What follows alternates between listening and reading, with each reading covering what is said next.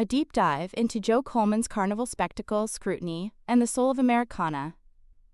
Joe Coleman's art has always existed on the fringes, a meticulously rendered exploration of the macabre, the magnificent, and the deeply human, often blurring the lines between outsider art, biography, and moral parable. His Carnival exhibition, curated by Coleman himself at Jeffrey Deitch, offered a kaleidoscopic journey into this singular vision, serving not merely as a collection of works, but as an immersive, multi-layered experience. Inspired by his recent book, A Doorway to Joe, The Art of Joe Coleman, and catalyzed by Jeffrey Deitch's long-standing fascination with Coney Island, the exhibition was a potent distillation of Coleman's universe, inviting viewers to step under the big top of his mind and confront the beauty and grotesquerie of existence. The canvas as a cabinet of curiosities, Coleman's signature style. At the heart of any Joe Coleman exhibition lies his inimitable artistic style. His works are not simply paintings. They are densely packed ecosystems of narrative, fact, and symbolism, rendered with a microscopic precision that borders on the obsessive. Working primarily in small formats, Coleman transforms the canvas into a visual compendium, a meticulously detailed archive of individual lives and societal pathologies. Each brushstroke contributes to an intricate tapestry of text, portraits, diagrams, and symbolic imagery. The sheer volume of information within a single piece demands and rewards prolonged, intimate scrutiny. This meticulousness is not merely a stylistic choice, it is integral to his thematic concerns. Coleman is a chronicler of lives lived on the edge, of historical figures, criminals, saints, and performers, whose stories illuminate the darker, stranger corners of the human psyche. He delves into their biographies with the rigor of a historian and the empathy of a mystic, often incorporating handwritten text, dates, and archival photographs directly into the composition. This fusion of documentary precision and visionary intensity creates works that are both deeply personal and universally resonant.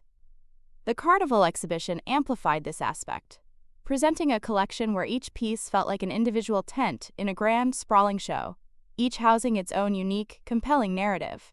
The Carnival as metaphor, a world under the big top. The choice of Carnival as an overarching theme for this exhibition was nothing short of brilliant, serving as a perfect metaphor for Coleman's artistic philosophy. A carnival, by its very nature, is a space of spectacle and illusion, a temporary realm where the ordinary is transformed into the extraordinary, the mundane into the miraculous, and the grotesque into a form of entertainment. It is a place where outsiders find their stage, where societal norms are playfully inverted, and where the boundaries between reality and performance dissolve. For Coleman, the carnival represents the grand theater of life itself. His subjects, whether they are notorious serial killers, fire-eaters, bearded ladies, or self-proclaimed prophets, are all, in a sense, performers on this vast stage. They embody extreme facets of humanity, revealing the hidden desires, fears, and compulsions that lie beneath the surface of polite society. The exhibition's carnival motif allowed Coleman to draw parallels between the historical freak show, where physical anomalies and unusual talents were put on display, and the psychological freak show of the human condition, where our inner demons and divine inspirations play out. Deitch's interest in Coney Island, a legendary site of American amusement and spectacle, further grounded the exhibition in a rich cultural context. Coney Island, with its blend of exhilarating rides, sideshow oddities, and a palpable sense of both joy and decay, mirrors the duality inherent in Coleman's art. It's a place of fleeting pleasures and profound melancholy, a space where dreams and nightmares converge, much like the worlds Coleman conjures on his canvases. Cast of characters exploring the shadows and lights. Coleman's pantheon of characters is as diverse as it is disturbing, fascinating, and sometimes surprisingly tender. In the Carnival exhibition, viewers encountered a parade of his archetypal figures, each rendered with his characteristic intensity. There were likely portraits of notorious criminals, whose horrific acts are presented not for sensationalism, but as a means to understand the complex psychologies that drive extreme human behavior.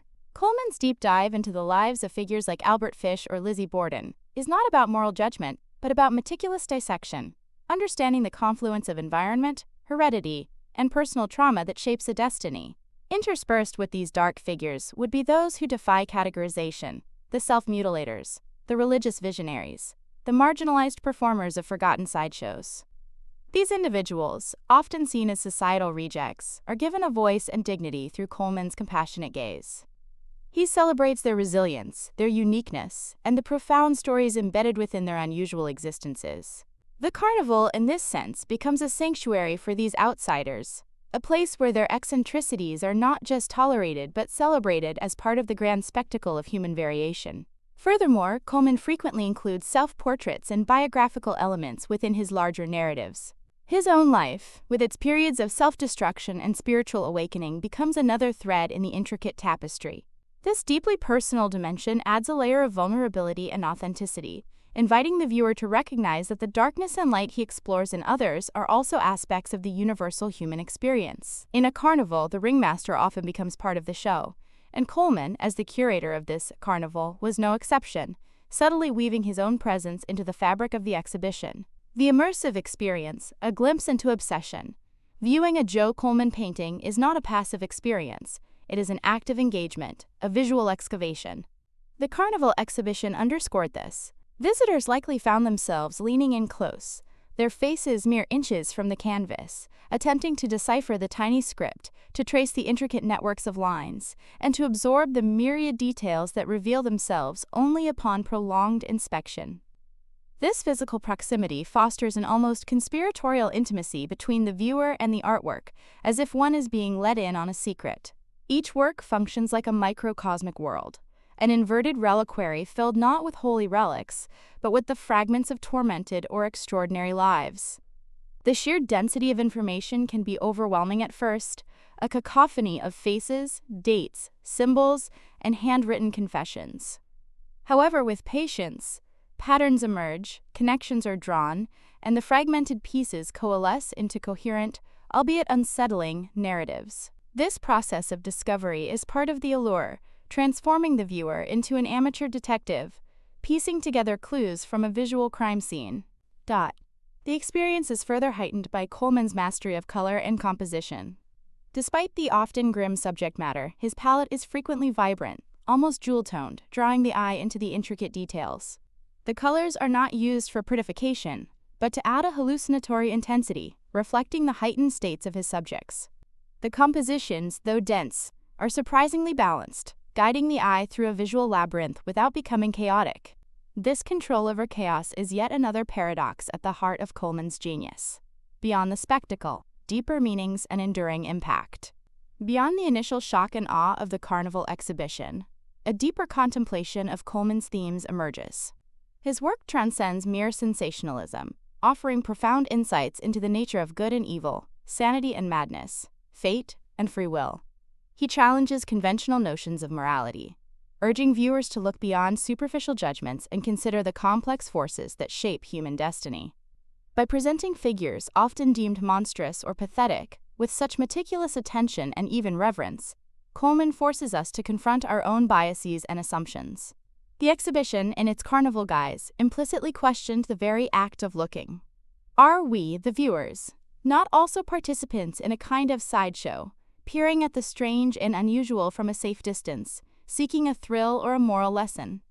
Coleman's art holds up a mirror, not just to his subjects, but to the audience, revealing our own fascination with the extreme, our desire to understand what lies beyond the bounds of normalcy. In the contemporary art landscape, where conceptual art and digital media often dominate, Coleman's painstaking, handcrafted approach stands out as a powerful testament to the enduring power of painting. His work is a reminder that art can be both deeply personal and universally resonant, a bridge between the individual psyche and the collective unconscious. The Carnival exhibition at Jeffrey Deitch was more than just a show.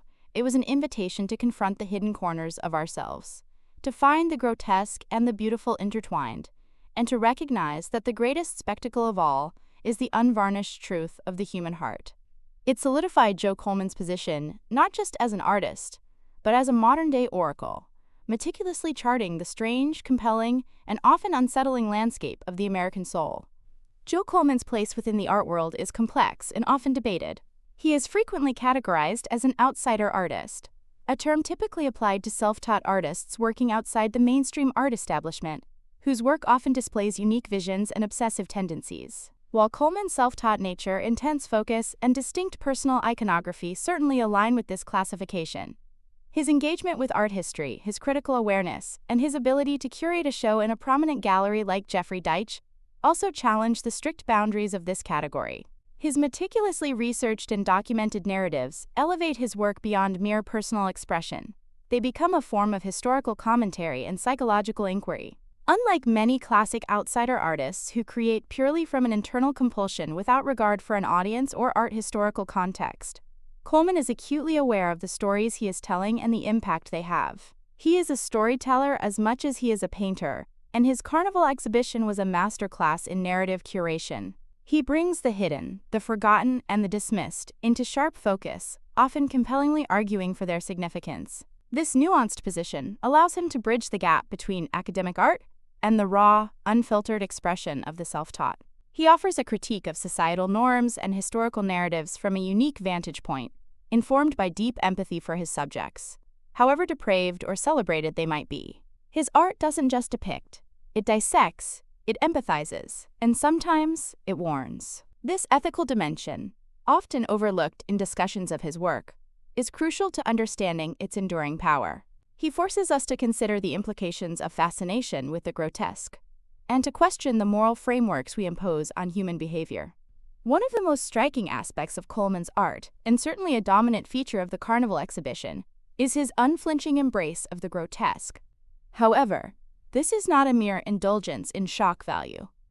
For Coleman, the grotesque is not simply ugly or horrifying. It is an intrinsic part of the human condition, often revealing deeper truths than conventional beauty. He understands that the beautiful and the horrifying are two sides of the same coin, and that true understanding requires confronting both. His works frequently explore themes of transformation, suffering, and redemption. The freaks of the Carnival, often physically altered or exhibiting unusual behaviors, become symbols of humanity's infinite capacity for deviation from the norm, but also for resilience. In Coleman's world, the disabled, the criminal, the outcast, and the visionary are all part of a sacred tableau. There is a curious reverence in his depiction of even the most heinous individuals, not as an endorsement of their actions, but as an attempt to understand the forces that shaped their lives. This approach can be unsettling, forcing viewers to confront uncomfortable questions about the nature of evil and the fine line between sanity and madness. This delicate balance between the grotesque and the sacred is perhaps most evident in his frequent incorporation of religious iconography and themes. Biblical figures, saints and martyrs, appear alongside murderers and demagogues, suggesting a shared human drama played out across different moral landscapes. This synthesis hints at a universal spiritual quest, however distorted or unconventional its manifestations might be. The Carnival in this light transforms from a mere place of entertainment to a spiritual arena, where souls are tested, fates are sealed, and the divine and the diabolical are in constant interplay.